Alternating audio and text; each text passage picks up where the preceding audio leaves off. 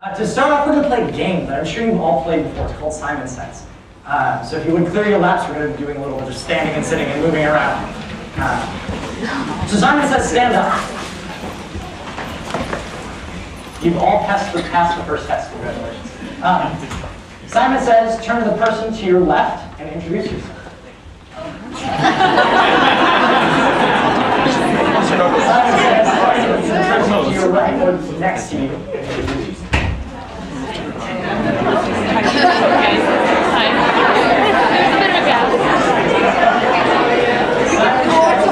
Different person and tell them 3 simple words. I love you.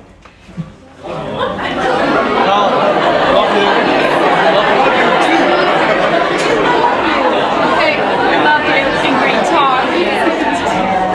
Your mother.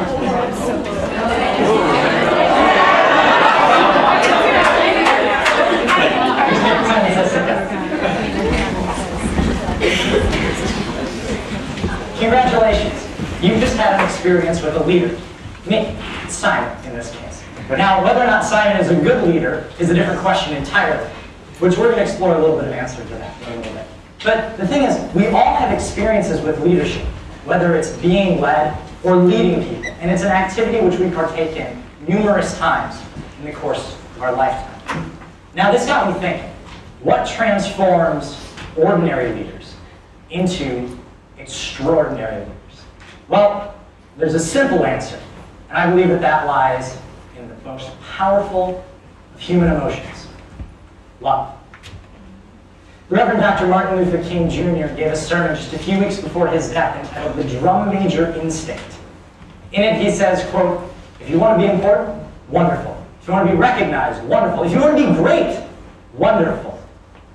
But recognize that he who is greatest among you shall be your servant. That's the new definition of greatness. And this morning, the thing that I like about it, by giving that definition of greatness, means that everybody can be great. Because everybody can serve. You don't have to have a college degree to serve. You don't have to know about Plato and Aristotle to serve. You don't have to make your subject and your verb agree to serve. You don't have to know Einstein's theory of relativity to serve. You don't have to know the second theory of thermodynamics and physics to serve. You only need a heart full of grace and a soul generated by love. And you can be that servant. It's this love that I want to talk about today. Because it's this love that separates us from other species. And it's this love that greatest leaders use to incredible effect to inspire and enable their followers. The most important intellectual advancement in our history, ladies and gentlemen, is not our ability to understand every single molecular structure in my body and how it works, what goes wrong, and how to treat what goes wrong. The greatest intellectual advancement is not our ability to build incredible buildings like this one, or transmit this talk live around the globe. No, the greatest intellectual advancement in the history of our species is the realization that if we are to thrive and not just survive, then we must unconditionally love one another. It's this unconditional love that separates the greatest of servant leaders from the rest. Now, the greatest of leaders are people just like you and me. Just like you and me. They're ordinary people who have 5 skills which they use to great effect to enable, inspire, and empower those who choose to follow them. The first step, they lead themselves. To lead others, one, you must lead yourself. You have control, more control and more influence on a single person than any other person on this globe. And that's you. You can tell your body to do whatever you want within reason. But you can't tell that to other people. If you lead yourself, others will follow. I was on a backpacking expedition in the mountains of northern New Mexico. And day one, got about 60 pounds of gear, food, and water. strapped to my back, and I was the navigator for day one. And so I was responsible for leading a group of fellow hikers to our first campsite, first activity. And I missed the trail. I just it was within 100 yards, and I missed the trail 100 yards after starting. It's like, oh, well, that's a great start. But at the end of the day, what I realized is that I had to first lead myself before I could lead any of my fellow scouts. I had to know myself and know my skills and abilities before I could try to teach them or lead anybody else. Next, great leaders, they see a dream and they share a dream. This conference today is a prime example of that. Everyone here presenting has a dream. Everyone here today is sharing that dream with you and the people of this world.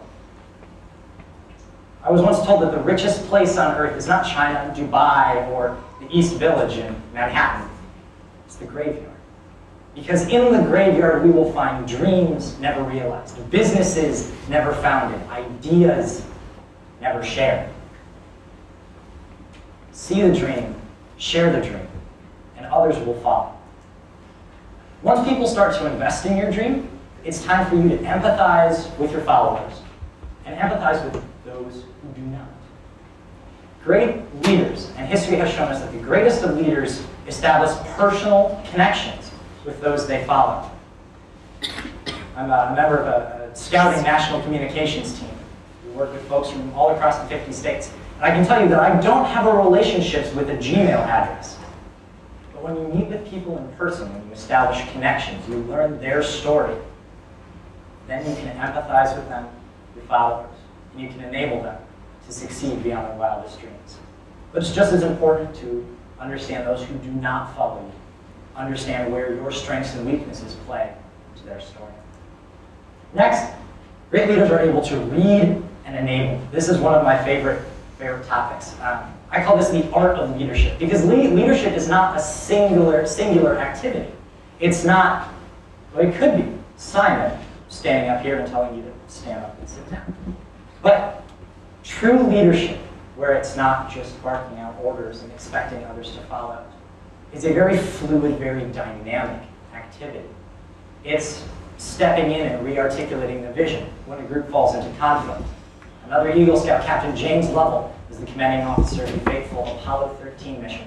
When halfway to the moon, their spacecraft kind of broke, kind of exploded, and half of it went missing. And they took the round trip around the moon. They didn't land, but they used the moon's gravity to slingshot themselves back to Earth. And they're on the return trip home, and in the movie you see that the crew start to fight. It's the replacement pilot and the other crew member. They start almost getting ready to drop the gloves, as they say in hockey.